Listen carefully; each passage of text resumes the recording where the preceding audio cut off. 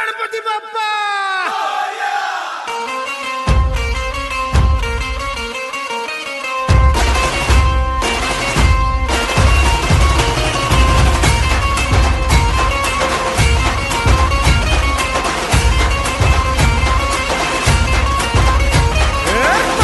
नमन करुणी वंदन इडा मांडून इडा देवाला इडा गावाला इडा पाटलाला इडा मंडळीला आम्ही सांगतो नमन तुम्ही ऐका हो गुणीजन